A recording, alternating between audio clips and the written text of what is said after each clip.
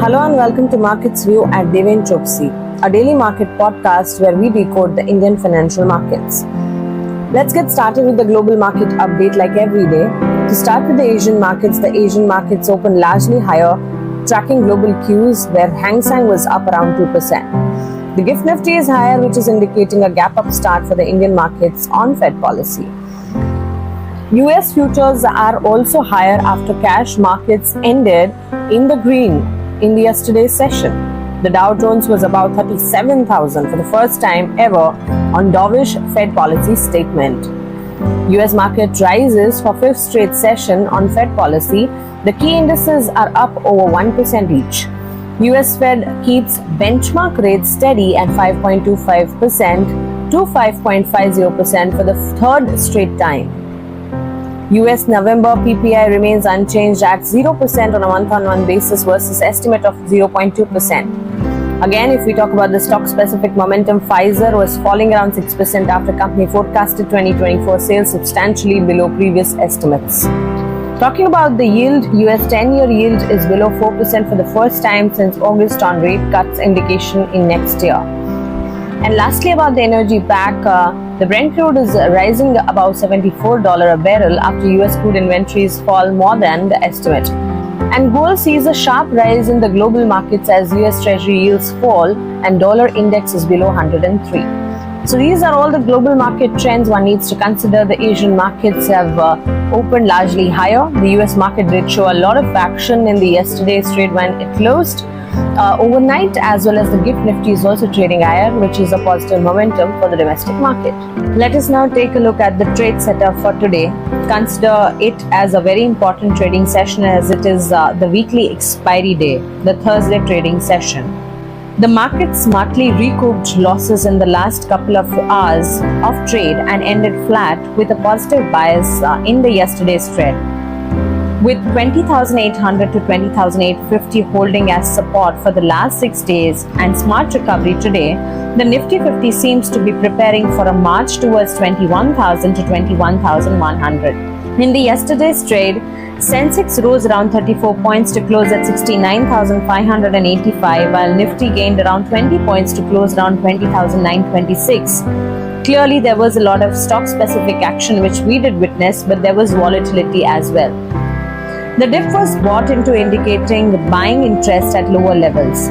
The hourly momentum indicator has reached the equilibrium line and is now on the verge of giving a positive crossover indicating that it can start a new cycle. On the upside, an immediate hurdle is placed at 21,000 to 21,050. However, once it closes above that, it can witness a quick surge to 21,202 to 21,447. On the downside, Wednesday, that is yesterday trading session's low of 20,770 is a crucial support from a short-term perspective. We start with Biocon as the biopharmaceutical company said its associate firm, Therapeutics Inc., has completed its $165 million Series C financing. After this capital infusion and post-allotment of shares by Bicara, Biocon's shareholding in Bicara will fall below 20% and as a result, Bicara will cease to be an associate company of Biocon. The next stock in news is Sandhar Technologies as the automotive components manufacturer has entered into an agreement to disperse the loan of 5 lakh euro to its subsidiary Sandhar Technologies Barcelona SL at an interest rate of 10% per annum. The next stock in action is IRCTC as the hospitality and tourism subsidiary of Indian Railways is on the road to proliferate in the areas of business beyond railways to promote its brand and business across the nation. Keep in mind, Minda as well as the company has commissioned its new automotive seating system plant under subsidiary Minda Tashi S Seating in Ahmedabad, Gujarat. The plant will manufacture mechanical parts for automotive seats for passenger cars.